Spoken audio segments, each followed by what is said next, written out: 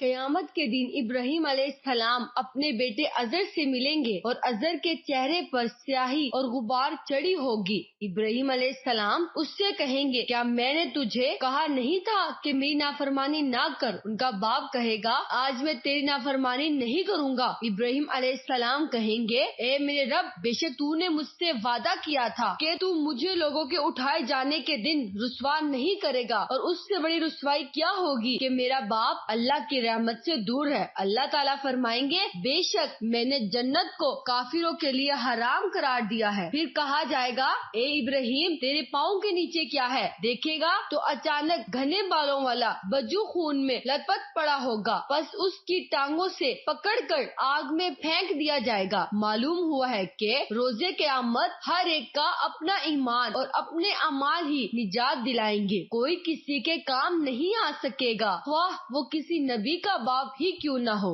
اس کی واضح مثال موجود ہے کہ قرآن مجید میں حضرت نوح علیہ السلام کے بیٹے، ان کی بیوی اور حضرت لوط علیہ السلام کی بیوی کا ذکر ہے کہ وہ اللہ پر ایمان نہیں لائے، اس لیے عذاب سے نہ بچ سکے۔ نوح علیہ السلام کے بیٹے کا ذکر سورۃ ہود میں ہے، اور ان کی بیوی اور حضرت لوط علیہ السلام کی بیوی کا ذکر سورہ تحریم میں ہے۔ اللہ تعالیٰ نے کافروں کے لیے نوح اور لوط علیہ السلام کی بیوی کی مثال بیان کی ہے۔ یہ ہمارے بندوں میں سے نیک بندوں کے گھر میں سے تھی، پھر انہوں نے خیانت کی، پس وہ دونوں ان سے اللہ کے عذاب کو نہ روک سکے اور حکم دے دیا، اے عورتوں، دوزخ میں جانے والوں کے ساتھ تم دونوں بھی چلی جاؤ۔ حضور اکرم صلی اللہ علیہ وآلہ وسلم اپنے چچا ابو طالب کو جہنم سے نہیں بچا سکیں گے کیونکہ وہ ایمان نہیں لائے۔ اس نے ساری عمر آپ صلی اللہ علیہ وآلہ وسلم کا ساتھ دیا اور ہر ممکن تعاون کیا۔ آپ صلی اللہ علیہ وآلہ وسلم نے اپنے خاندان میں یہ اعلان کر دیا تھا کہ میں تمہارے کچھ کام نہیں آؤں گا، اور اپنے خاندان کے قرابت داروں کو